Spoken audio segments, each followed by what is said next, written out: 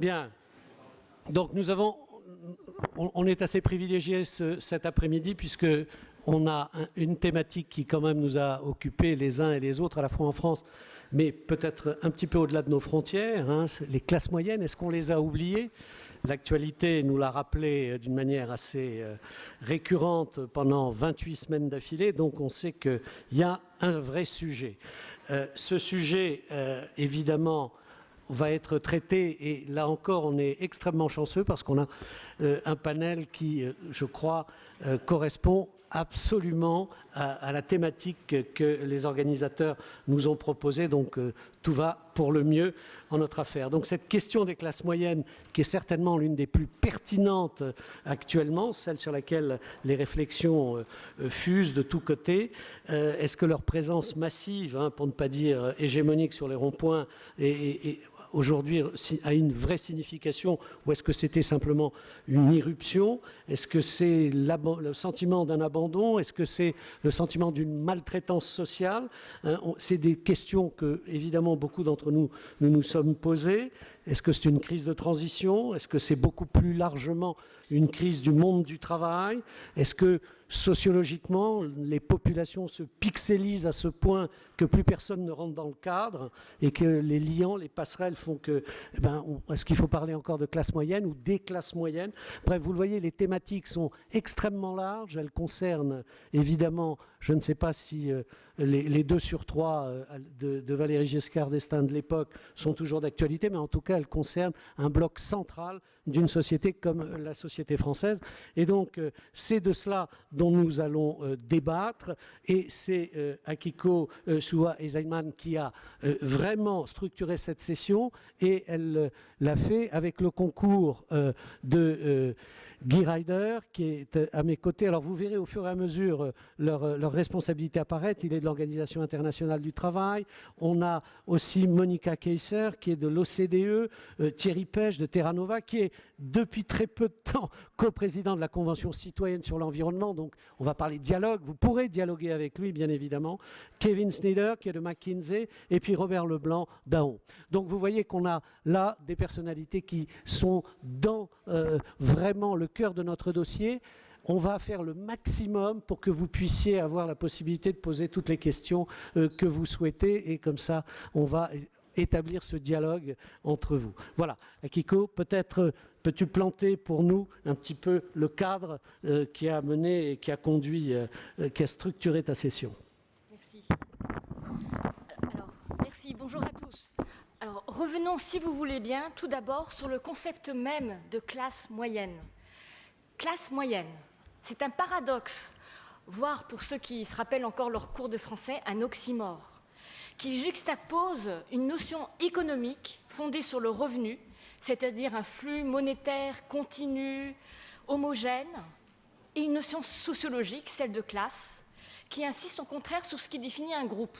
Et ce qui définit un groupe, c'est aussi ce qui exclut les autres, ou ce qui se définit contre les autres, éventuellement. Première définition, en termes de revenus, les classes moyennes, c'est ceux qui se situent entre 2/3 et 2 fois le revenu médian, c'est-à-dire en France, pour une personne seule, entre 1 140 et 3 400 euros par mois. Et ils rassemblent les 2/3 de la population française. M. Giscard d'Estaing avait raison. La classe sociale par les professions est souvent estimée par la profession, et dans ce cas-là, les classes moyennes, ça comprend les professions intermédiaires, les techniciens, les artisans et commerçants, les cadres B de la fonction publique, certains cadres supérieurs, ceux qui sont arrivés par promotion interne, et certains employés qualifiés. Selon cette définition, les classes moyennes représentent environ 40% de la population, une part en augmentation depuis les années 60, parce que ces professions à l'époque étaient plus rares. Ces 2 définitions, l'économique et la sociologique, aboutissent cependant à un même constat. En France, la taille des classes moyennes est restée globalement stable depuis les années 90, ainsi que leur position relative par rapport aux plus riches et aux plus pauvres, que ce soit en termes de salaire ou en termes de risque de chômage. Les États-Unis sont une exception. En outre, la définition sociologique met en avant une caractéristique importante des classes moyennes. Plus qu'un point moyen, les classes moyennes sont un carrefour pour reprendre un terme de Dominique Gou. Un carrefour où se croisent les trajectoires familiales ascendantes ou descendantes. C'est vraiment là où se passe la mobilité sociale, le cœur battant de la société.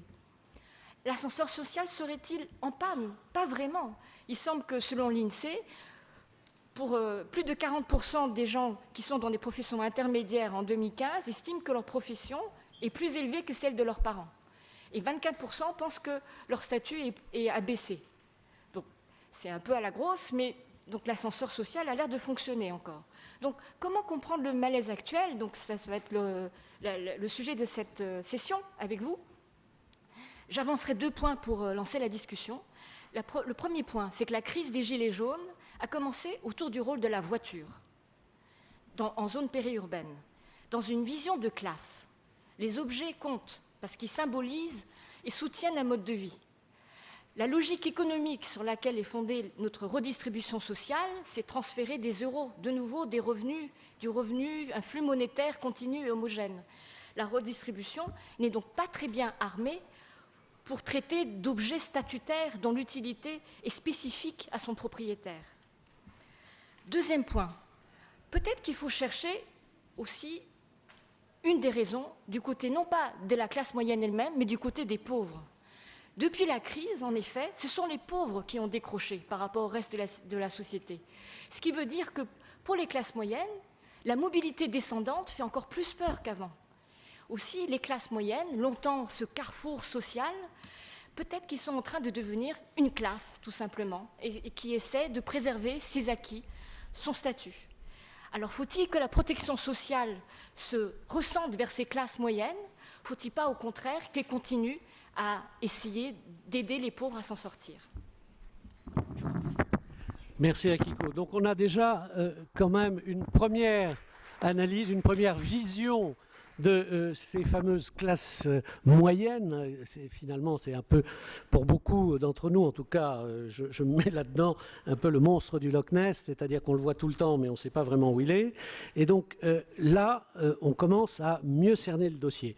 On va continuer à essayer d'approfondir déjà ce premier point, en parlant de classe sociale. Est-ce qu'il y a d'autres, comment dirais-je, leviers qui mobilisent une classe et qu'on pourrait appeler la classe moyenne? Et pour cela, je vais demander à Guy Ryder, qui est de l'Organisation internationale du travail, si c'est à travers l'emploi, le job, la qualification, qu'on peut aussi se, comment dirais-je, concentrer sur une définition de classe moyenne.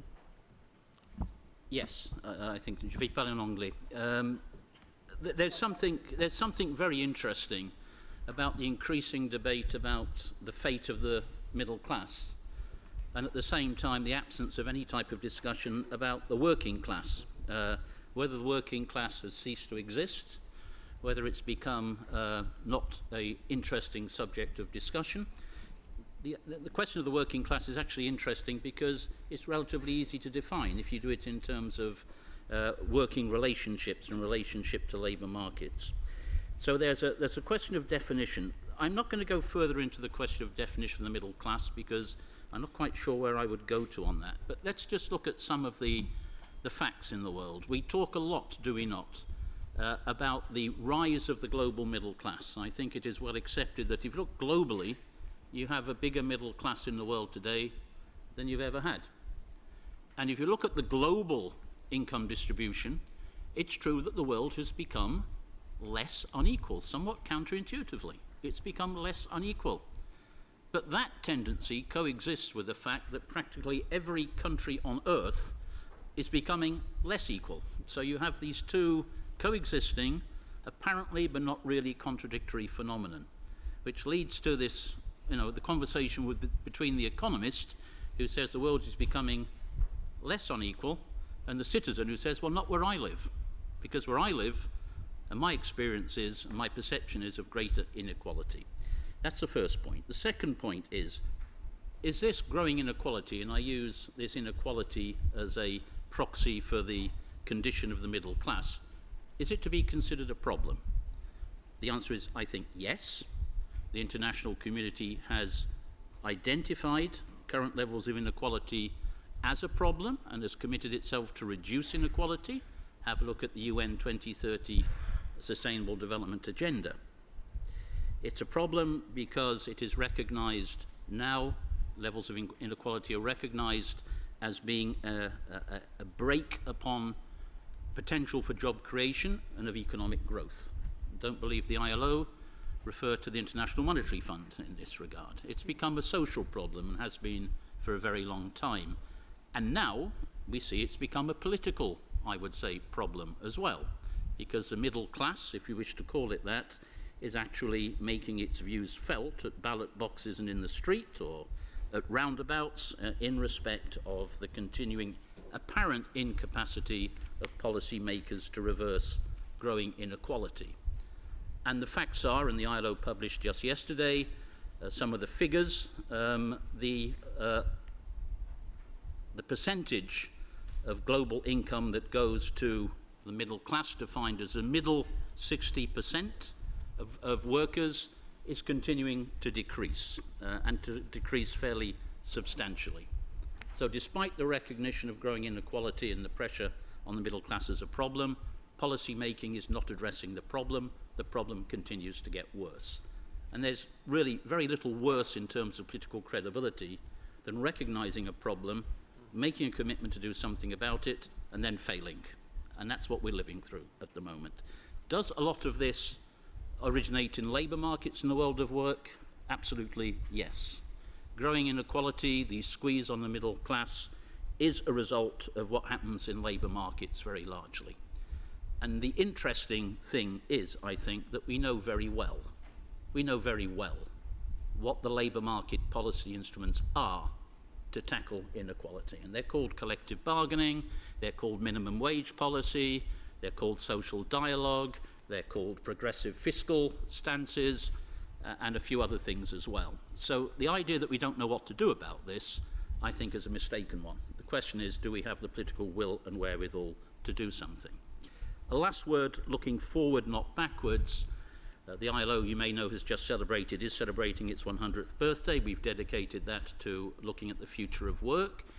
And I think there is reason to believe, indeed to fear, that left unaddressed, current trends in the world of work, the transformative impact of technology in particular, is likely to lead to a further accentuation of inequalities and this squeeze on the middle class, unless we change our policy settings and seek to address these problems. These are some of the labour market mechanics of the situation in which we find ourselves. There is an underlying sociological, psychological feel which I think is reflected in our politics, and that is that as a large segments of our societies find themselves moving in the wrong direction, there is a feeling of a loss of control. I'm British. Brexit was "take back control" was the slogan. There is a feeling out there that somehow things are happening in the world of which I have very little control over, and I don't trust and cannot trust other people to address. So there is a question of a social contract here, of some sort of social contract which might have informed les Trente Glorieuses or a certain period in our history, and there is, I think, a widespread sentiment out there, particularly in the world of work, that that contract has been put in the waste paper basket or weakened in some way. And we can come back and talk about that. Sure. But I've used my time. Okay, thank you, Guy.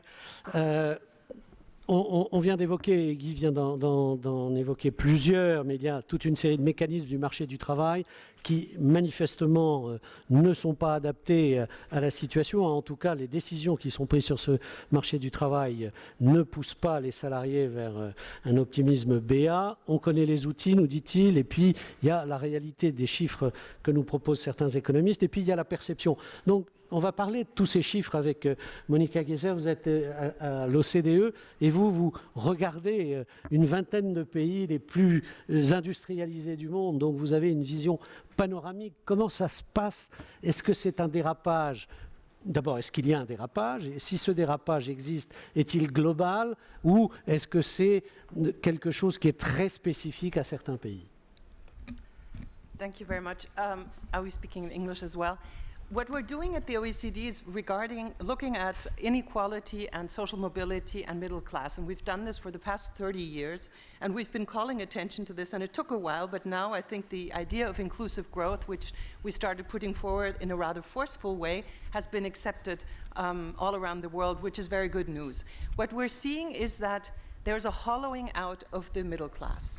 There's more people moving to the bottom and more people moving to the top. And what we saw in our work on social mobility is that they get stuck there. They get stuck both at the bottom and at the top. And that's what is worrying us in the longer term, because we really do need the middle class to be strong and to cooperate and feel that they're being heard and respected in the way that policy is being done. And that's something that Akiko was saying in the beginning, that we really need to be careful. It is the middle class that is paying for 2/3 of the direct taxes and is receiving about 60% of the social benefits. So once the middle class decides that they don't want to be in the game anymore, there are going to be huge problems. And we've identified at the OECD 3 pressure points.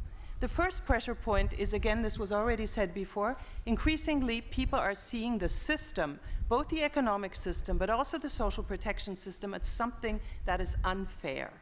And we've asked at the OECD, we did a survey, an opinion survey of 21 of our member countries, asking them what keeps them up at night, what they're worried about, and how well they think policy is addressing their concerns. And 58% of middle-income households said that they find that the system is unfair, that they are not getting the fair share of benefits considering how much taxes they're paying. So that's a warning sign. That's an alarm signal. And we also asked them whether they thought if they needed benefits and they had a problem, for example, because they're unemployed or they lose their income, would they be able to easily access these benefits? And on average, 20% only of the countries said that they thought they could access benefits. We're talking about the richest countries in the world here. And in France, the number was only 17%. And as I'm sure you know, at the OECD, every other year we keep saying again that France is the biggest spender on social protection. So something's wrong here. But I think we have to be very, very careful about the conclusions. And you mentioned before also Gilets jaunes, and if you looked at the debate, how it was going, there's no point in saying we're spending the most, so there's no problem. We do have to listen to why people think that they're not getting benefits. Is it maybe too complicated? Is it that there's stigma? Is it that the services aren't working? So I think there's many points where we really have to listen better. The second point is cost of living increases. The middle class has a certain lifestyle, and housing is an important part of this lifestyle. Housing prices in OECD countries have been growing 3 times faster than median incomes. So if you want to look for a source of frustration, it's right there. In the 90s still, households would spend about 1/4 of their income on housing costs. Now we're at more 30%, and it's growing. And here we come back to something that Guy was also saying. We have to look at regions, because if you take the average, there's enough housing, but there's not enough housing in certain places, and in big cities, there is a huge crisis, and people are not able to stay there anymore, including when they want to do their studies. So those are some of the pressure points, and the third pressure point, which for us is very important, as Guy mentioned, is the labor market. The anxiety that is coming from the labor market is huge. And it's not only about wages and collective bargaining, it's also about skills. Because middle-class jobs are traditionally middle-skill occupations.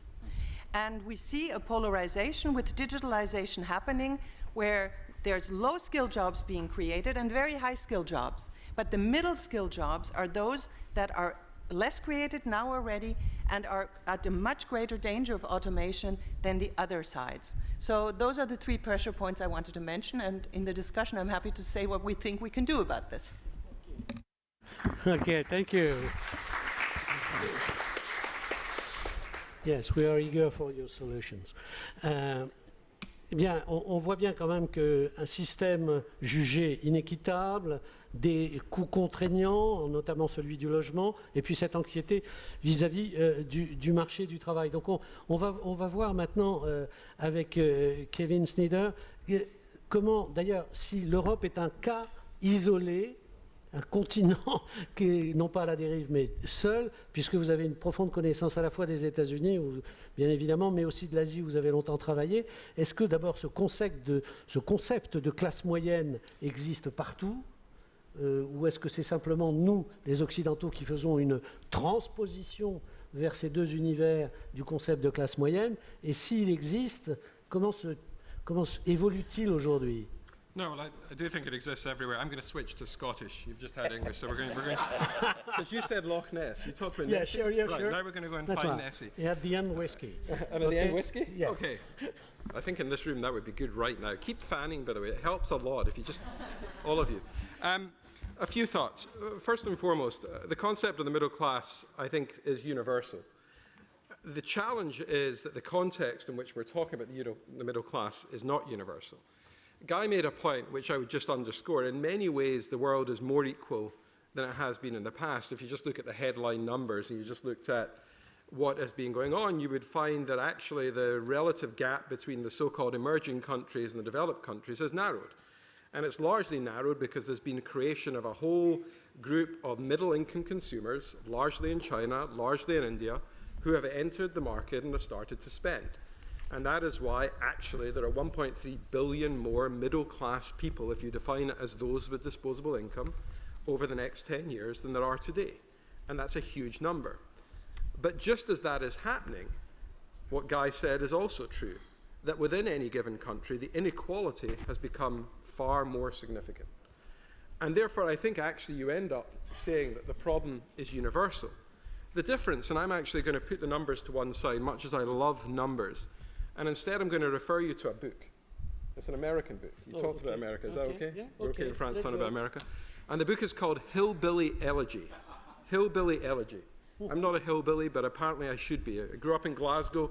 I grew up in a city that would be awfully like the Appalachian Mountains in West Virginia, which is a part of America that used to heavily vote Democrat, social conscience and all that went with it, but which now votes heavily for Trump. It's become very red. And Hillbilly Elegy explores how could that happen. And the author is a guy called J.D. Vance. And this book came out 2 years ago, or 3 years ago now, and it caused quite a sensation.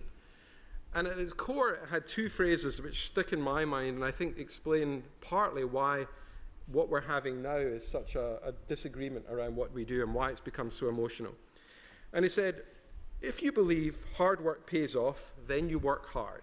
That was the overwhelming message that you heard from people in this Hillbilly Elegy book. But here's the issue. But if you think it's hard to get ahead even when you try, then why try at all? And so in reality, in China and India at the moment, people still believe.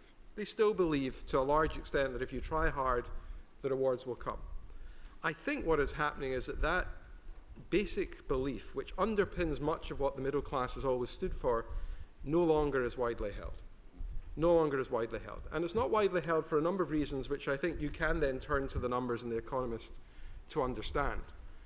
One of those numbers is simply a factual one. Actually, the world's been on a terrific run in terms of economic development and productivity. The problem, it hasn't benefited everyone equally. The problem is that for many households, they don't see the returns from that trend. And that's a new phenomenon. Because between 1993 and 2005, if you looked at household incomes in the OECD, and others here are better qualified than me to explain why, 98% saw real incomes go up. 98% of those households. However, if you look at the period between 2005 and 2015, that 98% who saw incomes go up and 2% who saw it go down has become, instead of only 2% seeing their incomes go down, it's 70% see their incomes go down. Where's the hope? Where's the ambition if that's what you're dealing with? If you couple that with the reality that returns to labour have been falling, and I think this is underpinning much of what Guy's research and the ILO's research would also say, so I'll just echo some of it but add to it, which is returns to labour have been falling. Returns to capital have been going up. Capital is less broadly distributed. Labour is, at the end of the day, the majority of the people in any given economy. As those returns have fallen, we've started to see the consequences of households seeing their income go down and people feeling less well off and less opportunity rich. When you put that all together, I think you end up with a dangerous cocktail. And the dangerous cocktail is, how do we actually change this? Guy says that the levers are well known, and maybe they are. I wouldn't take issue with that. But I would simply say is this. The reason why this is urgent is because I think most of the forces that we're going to see unfold over the next few years in terms of automation and the way in which the labour force is going to be evolving are probably going to underscore that returns to capital will be greater, are probably going to underscore that the scale of the reskilling that needs to occur in the so-called developed economies is profound, that the people who most need reskilled are actually those who are least well equipped to be reskilled, because in often cases they're minorities, they are women, those are in the jobs that will be the sharp end of what we're discussing. And therefore, we have to now think about a scale of change that is quite profound. So I'll pause there because I'm out of time, other than to say keep flapping, it really helps up here. And I'll keep flapping because we're going to have to come up with some pretty big answers to solve this challenge that we face today. OK. Merci beaucoup, Kevin. Merci, Kevin, pour... D'abord, on attend et on vous retrouve tout de suite parce qu'apparemment, vous faites les teasings beaucoup mieux que nous saurions le faire. Donc, on vient de voir quand même que si le concept est universel, évidemment, il est interprété très différemment et il a une évolution qui est assez singulière. Cet oubli des classes moyennes, qui est quand même un sujet assez récurrent, c'est aussi, vous nous dites, Robert Leblanc, c'est peut-être aussi un sujet de vieux, de parents, c'est un sujet de vieille nation, parce que c'est finalement peut-être pas la préoccupation des nouvelles générations. Est-ce que ça rejoint ce que vient de dire Kevin? Oui, j'aborde le sujet volontiers sous cet angle-là. Juste quelques mots avant, donc moi je dirige une entreprise, donc je ne suis pas du monde académique, mais je suis... si j'ose dire, dans la vraie vie. C'est pas très gentil pour les académiques d'opposer à la vraie vie, mais et au contact avec une grande diversité de personnes. Et puis je participe en tant que citoyen engagé, chef d'entreprise engagé à différents groupes, et je participais à un groupe de travail sur le fossé qui se creuse entre élite et peuple. On a démarré il y a 1 an, donc avant certains événements publics en France. Et le fruit de ces réflexions, c'est d'abord de se dire qu'on ne sait pas trop ce qu'est l'élite, à part dire que c'est nous à Aix, ou ceux qui nous regardent, dire que c'est ceux qui décident et dont ils subissent les décisions. On ne sait pas très bien ce qu'est le peuple, ça veut dire que c'est tout le monde et nous aussi. Et on ne sait pas où passe le fossé, parce que finalement, on voit plutôt un continuum qu'un fossé, ou alors, si ce n'est pas un fossé, c'est d'innombrables fractures. Et le sujet est là, c'est de se dire qu'on est dans une société atomisée, vous disiez, Christian Menanto, pixelisée tout à l'heure. Jean-Pierre Robin, dans le Figaro, disait la classe moyenne aussi difficile à définir qu'un tas de blé. Et on entendait en ouverture tout à l'heure Yann Algan parler de la fin de société de classe pour une société d'individus isolés. Donc ma lecture, en effet, c'est que, bien sûr, on peut toujours mettre des chiffres, dire c'est ceux qui ont entre 2/3, 3/4 du revenu médian et 2 fois le revenu médian. Donc on va trouver un certain nombre de personnes dans cette catégorie numérique. Mais ça ne constitue pas une classe, à mon avis. C'est une vision purement arithmétique des choses et pas du tout correspondant à la vraie vie. Et je pense qu'il y a de nombreuses oppositions qui se font sur différents critères. Et c'est d'ailleurs, si ça rejoint le sujet des classes moyennes, ça rejoint le sujet de la démocratie et de la démocratie représentative. Parce que finalement, sur chaque sujet, chacun a un avis. Les groupes se forment et se déforment critère par critère. Et personne n'est reconnu comme habilité à représenter une majorité. Et on voit bien que nulle part ne se dégagent des majorités stables, ce qui pose, à mon avis, un plus gros problème que de savoir où est passée la classe moyenne, qui, encore une fois, est un concept, à mon avis, assez ancien. Je vois bien les films de Jacques Tati avec l'avènement de l'électroménager, de ce monde moderne qui se substitue à un monde ancien, et c'était l'émergence d'une classe moyenne triomphante. Effectivement, vue comme ça, elle n'est plus du tout d'actualité. Alors, pour revenir au point précis que vous évoquiez en me confiant, en passant la parole, cette idée que j'ai, c'est aussi que quand on parle des classes moyennes, c'est surtout pour parler du déclassement et de l'inquiétude du déclassement. Et ma vision des choses, c'est que c'est un sujet de vieux. C'est-à-dire que les vieux s'inquiètent toujours pour les jeunes. Les jeunes ont d'autres sujets d'inquiétude, je vais y revenir, mais je crois qu'ils ne portent pas l'inquiétude des vieux. On évoque beaucoup, je fais une parenthèse, mais on évoque beaucoup l'évolution de la détention des biens à l'évolution de la détention vers l'usage.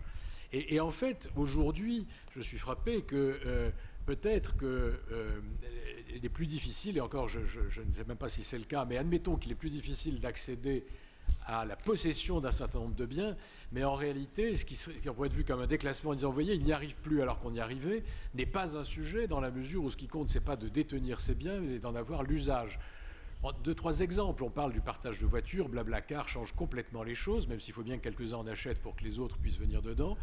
Mais je pense aussi aux chaînes stéréo. Moi, quand j'avais 20 ans, 25 ans, c'était à celui qui achetait la plus grande chaîne stéréo, soit parce qu'il avait un peu plus d'argent, soit parce qu'il en mettait un peu plus là-dedans par rapport à autre chose. Aujourd'hui, tout le monde a des appareils qui permettent d'écouter de la musique gratuite aussi longtemps qu'on veut, où on veut. Donc je crois que la notion de déclassement est quand même très, très liée à la projection d'une génération de ce qu'elle a connu sur la suivante. Mais la suivante n'a ni les mêmes aspirations, ni les mêmes outils à sa disposition, et ne souffre pas, à mon avis, de cette comparaison. Alors si on doit parler de souffrance, elle est tout autre. Je crois que les moins de 25 ans interpellent la génération de leurs parents sur la question de l'écologie d'une manière qui est beaucoup plus préoccupante que cette idée de déclassement. Et là-dessus, on a un peu plus de mal à leur répondre. Je crois qu'on a du mal à se comprendre. Ils portent une accusation que moi je reçois difficilement, mais je ne dis pas que j'ai raison.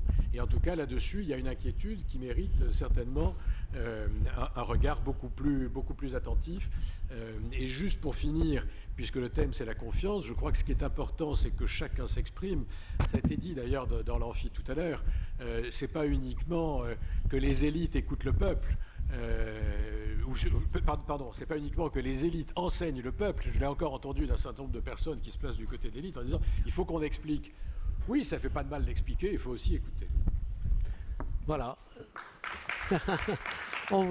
On a écouté Robert, on continuera de l'écouter, et puis nous, dans quelques minutes, on va vous écouter. Mais avant cela, on va demander à Thierry Pech de nous dire... Alors, lui, il va avoir un privilège extraordinaire, puisqu'il va copiloter les 150 citoyens français qui vont se retrouver autour de lui, justement, pour cette convention, et qui va élaborer, peut-être, on l'espère, on le souhaite, de nouvelles et de formidables propositions, à la fois pleines de bon sens et d'imagination. Mais avant cela, Thierry, on a beaucoup vu tout au long des interventions qui se sont succédées qu'on pouvait finalement caractériser la classe moyenne, à la fois par son niveau de vie, bien sûr ses revenus. Peut-être dans les revenus, faut-il voir le revenu facial et le revenu disponible. On a évoqué la contrainte de l'automobile ou du logement, mais aussi par l'insertion, celle par le travail.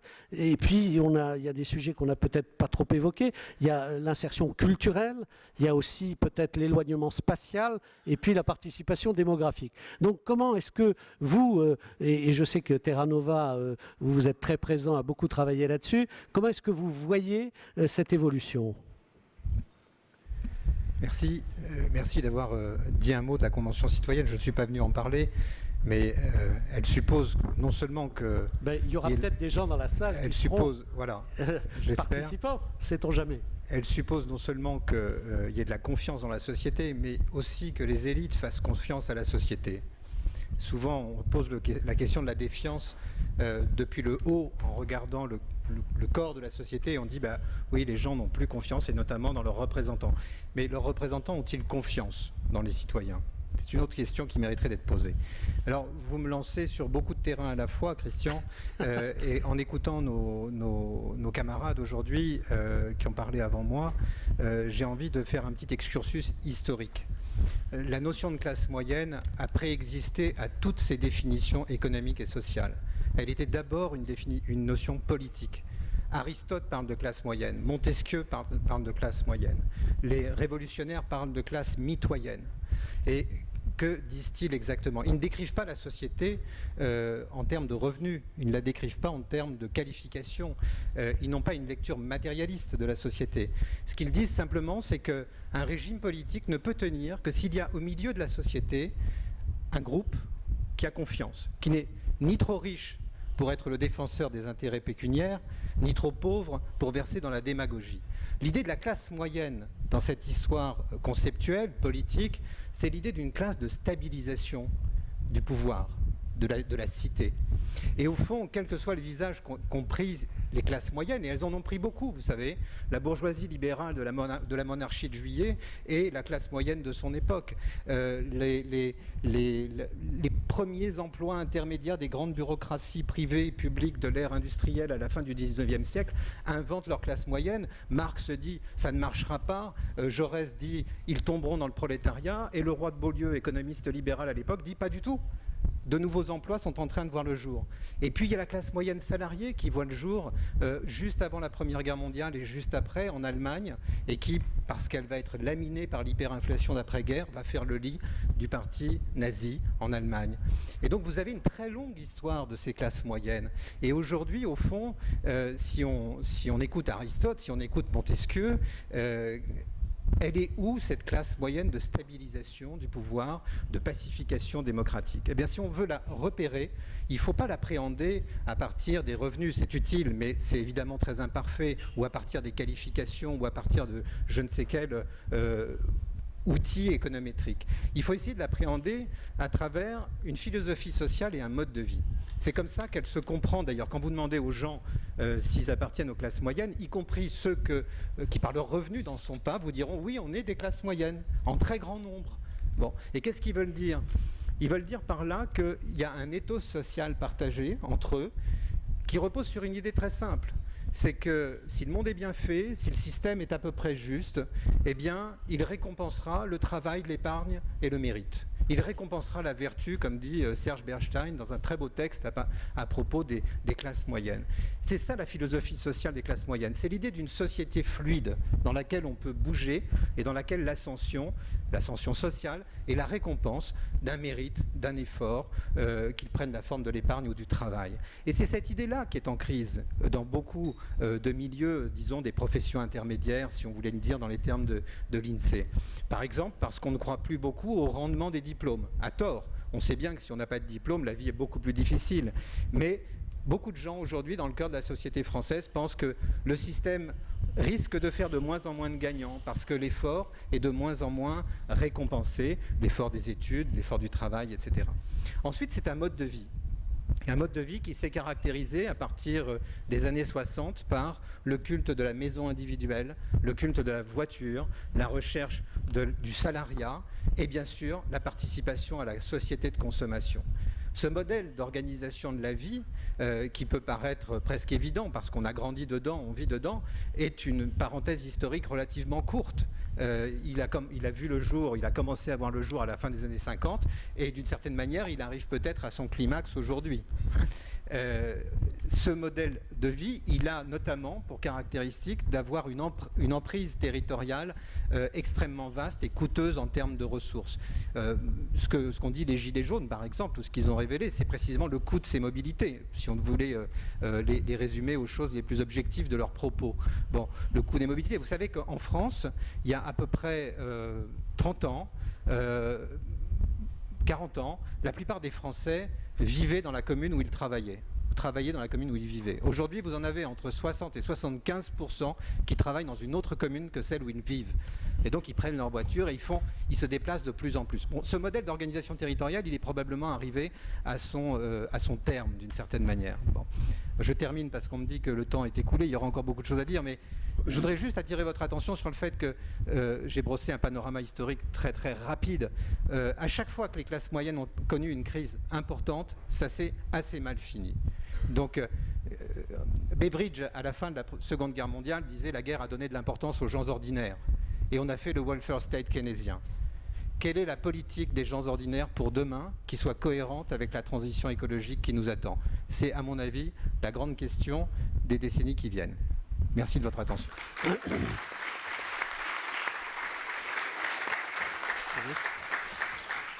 Merci Thierry. Donc, Écoutez, chose promise, chose due, et Thierry vient très volontairement, je le pense, rappeler qu'il devait y avoir des allers-retours hein, entre les tables, les experts, et puis vous-même, qui êtes expert aussi certainement dans beaucoup de domaines. Donc, ce que je fais tout de suite, je vous passe la parole, vous levez la main, nous avons des micros, des hôtesses sont à votre disposition. Une question ici, ensuite, là, ici, mademoiselle.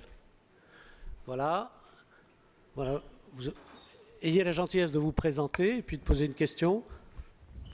Les questions un peu moins longues que les interventions de nos experts. Comme ça, on sera très nombreux à pouvoir échanger. Allez-y. Merci, bonjour. Adnan Méziane, banquier d'affaires. Une question pour Kevin Sneeder et pour le reste du panel aussi. Bien sûr. Et du coup en anglais. So, Kevin Sneeder, you've said that returns to labor have been falling. So this observation relates to the revenue side of the equation. I'm wondering whether the pain that the middle class have been feeling is also related to the cost side of the household budget. And there are three observations and questions for you and the panel. One, housing costs that have been rising very rapidly. Aren't central banks, which have been flooding the market with cheap cash and cheap financing, including the real estate market, to blame? Two, democratization of mobility. This is a comment that was just made. With more and more spend required both for labor and leisure, aren't local authorities to blame for not having managed the cost of democratization of mobility? And then finally, and perhaps more important, and it's more on the social side, cost of envy. With Instagram and Facebook, it has become much easier to generate envy for travel, for gadgets, for entertainment. And the middle class is spending a lot more on those topics. So are we all to blame for not only posting our best vacation pictures on Facebook, but also for glorifying the Kim Kardashians of this world who generate so much envy and spend? Ok, merci pour cette question. Il y en a trois, ou peut-être même un peu plus. Donc on va essayer de faire participer tout le panel. First, Kevin. Yeah, well, Guy was just asking me if I envy Kim Kardashian. I was going to say no. But I'll move on to the first part of your question. The answer to that is yes. In other words, the cost side of the balance sheet has been, or the P&L has been a real issue because obviously we've seen wages stagnating or falling in real terms, education costs, healthcare costs going up. And so the answer is yes, and we've just published a report on the sources of inequality, and it very much looks at the consequence of that happening. And it's part of the reason why we actually really have to step back and say this is just not working. So we're going to have to find a very different approach to how these costs are going to be translated into individuals, because the other part of it is taxation and how taxation is going to play through the system. Clearly, one of the things we looked at in our report on Poorer Than Their Parents, which is the one where I talked about household income, you can dampen the effects, obviously, through redistribution through the tax system, but you can't eliminate it. And so what we're still seeing is, despite what I just described, if you look at the levels, actually in nearly all countries in the OECD, we saw this inequality issue and this household income issue apply. So that's why I think we're all sitting here saying this really is going to come down to some fairly fundamental choices around education, reskilling, making sure people are in the kind of jobs that do create a return, which by the way means that we have to look at the service industries much more thoughtfully and how those industries are going to generate the kind of income we say. And just one comment on your Facebook, and it's a different angle in the point you make. But I think what's quite interesting to me is that as returns to labour from traditional industries have gone down, and you start to think, where's the value in the Facebooks and the others? Of course, it's in the data. And therefore, who monetizes and owns that data? Because if you've got returns to labour falling in traditional capital and other areas of the economic model, and people don't get access to data and the value of data, then where is the income going to come from for the vast majority of people who are no longer going to be able to get it from the traditional sources of revenue or income that we've been discussing? So there's some fairly profound questions to be resolved. I don't pretend to have all the answers, though. Maybe Guy does. You had the Kim Kardashian answer. Ok. Guy, peut-être un commentaire sur ces questions? Very little, because I agree with what Kevin said. I mean, and just to give a number to it, the labour share of national income globally is now just about 51%. It was 53.7% 15 years ago. This has been going on for 30 or 40 years. And I think it's not the whole sort of story of the squeeze of the middle class, but it's probably the major locomotive. Yeah, I'll shut up there. Oui, allez-y. Merci. Il y aura une question. Allez-y, monsieur. Présentez-vous, bonjour. s'il vous plaît. Robin Jolicin, doctorant en sociologie à l'Université de Fribourg en Suisse. Oui. Si la classe moyenne n'est pas une réalité économétrique, mais qu'elle préexiste sociologiquement, si elle existe, comment est-ce que ça fait qu'aujourd'hui on ne la voit pas? Donc s'il est là, pourquoi on ne la voit pas? Et donc ça ramène aussi au concept de conscience de classe. Pourquoi est-ce qu'il n'y a pas aujourd'hui de conscience de classe moyenne ou même prolétaire? Et est-ce que c'est pas le rôle des intellectuels, plutôt que de dire c'est difficile à définir, on ne voit que plus de sociétés de classe mais des sociétés d'individus isolés? Est-ce que c'est pas aussi aux intellectuels de créer des narratifs qui peuvent permettre de créer une conscience de classe réelle qui ensuite pourra permettre à la classe moyenne de se défendre elle-même? Thierry, peut-être, qui a ouvert ce champ de réflexion. Avec plaisir. Deux choses. D'abord, quand j'évoquais le concept philosophique de classe moyenne, ce n'était pas du tout un concept sociologique, hein, dans la bouche de Montesquieu, des révolutionnaires, c'est un concept politique. Alors à présent, vous posez une question qui s'est posée dans les années 30. Tout le monde l'a oublié. D'ailleurs, le premier article publié par Raymond Aron porte sur ce sujet, je vous y renvoie, il est assez intéressant. Dans les années 30, les classes moyennes essayent de se doter d'une conscience de classe, d'une existence politique sous cette forme-là. Et donc il y a des syndicats de classe moyenne qui se forment. On les a oubliés parce que ça n'a pas très bien marché, si vous voulez. Mais la difficulté à laquelle ils se sont confrontés est très simple. C'est que les conditions économiques et sociales objectives, pour utiliser le vocabulaire de la sociologie classique, étaient trop diversifiées au sein de cet ensemble pour qu'elles trouvent un socle réellement solide. Et donc elles ne pouvaient exister que par leur malheur. Par la communauté d'épreuves qu'elle rencontrait. Et elle rencontrait une réelle communauté d'épreuves. Les années 20-30 en Allemagne sont des années très difficiles, et les années d'après la Grande Dépression en France sont également difficiles aussi. Mais donc cette conscience de classe n'a jamais vu le jour autrement que comme une réaction à un moment d'épreuve. C'est ça que théorise Raymond Aron dans son premier papier sur le sujet, auquel je me permets de vous renvoyer. Merci Thierry. Je vais me permettre de poser une question en attendant que le micro arrive dans la salle. Je me tourne vers Monica. Tout à l'heure, Monica, vous avez très gentiment accepté de respecter le temps en nous disant mais on a aussi des solutions et je vous en parlerai peut-être tout à l'heure. Ben, c'est le moment. Allez-y. Alors, ce qu'il faut absolument, c'est ce qu'on appelle une réponse compréhensive. Et c'est-à-dire, c'est pas une mesure, c'est plein de mesures qui doivent tous être prises au même moment. Et surtout, ce que nous, on souligne beaucoup à l'OCDE, il faut que ça soit pris tout au long de la vie. Donc, si on a regardé le développement des inégalités tout au long de la vie, et on se rend compte qu'on a regardé emploi, santé, éducation et revenus du travail ensemble, et à l'âge de 50 ans, ces inégalités sont tellement incrustées que c'est quasiment impossible de faire quoi que ce soit. Donc il faut que ça commence vraiment très tôt, ça commence dans les crèches, dans l'éducation primaire. Ah oui. Et donc c'est pour ça aussi, par exemple, qu'on trouve que les mesures qui ont été prises ici en France par rapport à ça sont très importantes, parce qu'une fois que c'est parti et ça ne change plus. Et donc évidemment, le mix, il faut travailler sur la politique de logement. Ce que je n'ai pas dit tout à l'heure, c'est que 20% des ménages de la classe moyenne aujourd'hui sont surendettés. Et ça, c'est un vrai problème. Et donc, il faut travailler avec des solutions politiques pour qu'ils puissent se défaire de cette dette. Après, il y a aussi la politique régionale de réglementation. Ce n'est pas juste une question de pouvoir avoir l'argent d'acheter un logement. Dans tous les pays, il n'y en a pas assez dans les régions où c'est demandé. Donc voilà. Et la taxation, évidemment, ça fait partie du package aussi. Merci. Merci, Monica. Kevin, a word on that?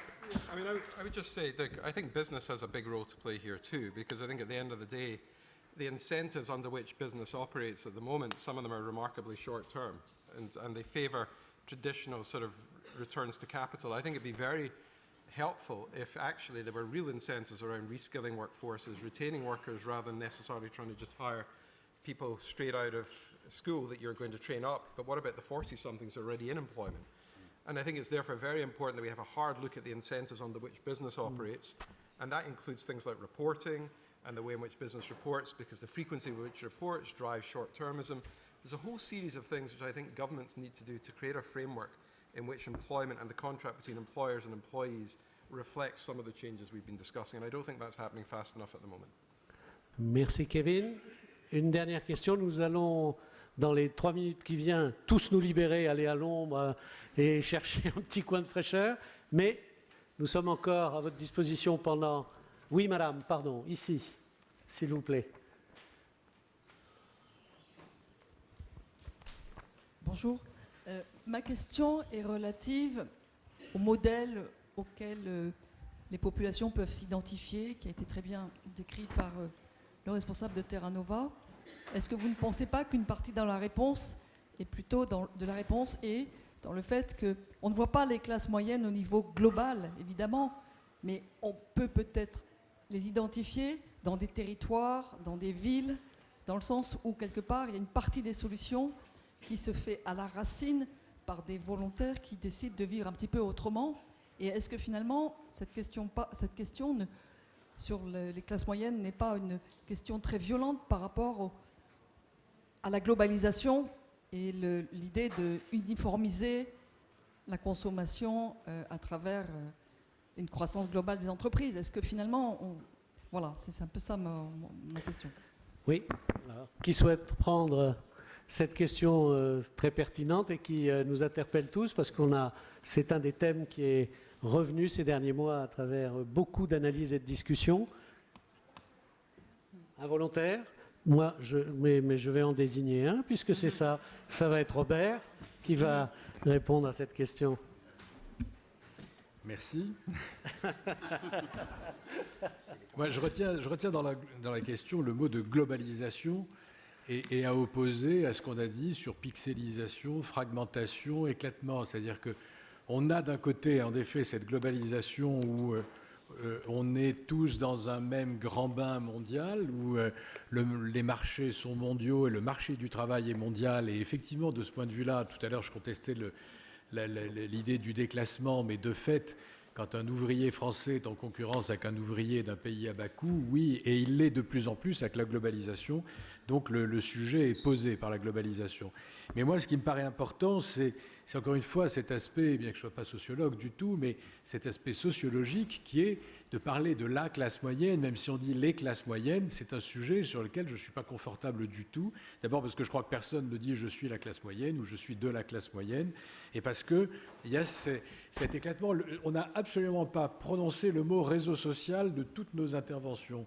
Mais je crois que cette évolution des choses est extrêmement profonde. Le monde se transforme. On est dans de la dématérialisation, dans l'évolution des réseaux sociaux. On vit plus dans les univers virtuels que dans l'espace réel.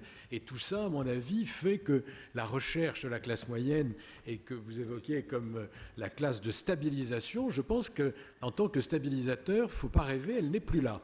Et donc, ce qu'il faut, c'est rebâtir la confiance sur quelque chose de plus éclaté, sur du dialogue, sur du partir des gens. Moi, j'aime bien l'expression « les gens », qu'une personne que je connais emploie volontiers, une publicitaire, elle parle toujours des gens, parce que ce n'est pas que des consommateurs, ce n'est pas que des citoyens, ce sont les gens. Et je pense qu'il faut partir des gens, mais pas d'un concept abstrait comme classe moyenne. Christian, je peux... Oui, bien sûr, bien sûr. En fait, quand on regarde ce qu'on a appelé classe moyenne dans l'histoire, ce que j'ai essayé de faire, tous les 50 ans, ça change radicalement. La classe moyenne, alors c'est jamais très homogène, mais en gros, à la fin du 19e siècle, si vous demandez aux gens ce que c'est que la classe moyenne, ils vous répondront c'est des petits commerçants indépendants, c'est des agriculteurs propriétaires et c'est quelques salariés dans les très grandes entreprises. C'est ça. Aujourd'hui, si on vous demande c'est qui la classe moyenne, vous allez dire c'est des gens qui ont un niveau de revenu moyen, etc. Oui, stop, je viens de commencer, je ne vais pas être très long. Donc, qu'est-ce que ce sera demain? Moi, je pense, et je pense que c'est le sens de la question de madame, qu'on a créé un modèle de classe moyenne hyper matérialiste, hyper enchâssé dans la consommation de masse, etc. Or, ce qui monte de la société aujourd'hui, et notamment de la jeunesse, c'est plus tout à fait ça. Et donc, les classes moyennes de demain, qui seront stabilisatrices, mais d'un autre modèle, d'un autre système, n'ont probablement pas le visage matérialiste et consumériste de celles qu'on a connues, dans lesquelles on a grandi ces dernières décennies. Merci Thierry, merci Bernard. Je crois que nous arrivons au terme. Je vois que le gardien des horloges vient de rentrer. Merci d'avoir participé à cette session. Merci d'avoir supporté la chaleur. On est désolé, on aurait préféré un petit peu plus de fraîcheur, mais je crois qu'il y avait ça dans le débat. Merci.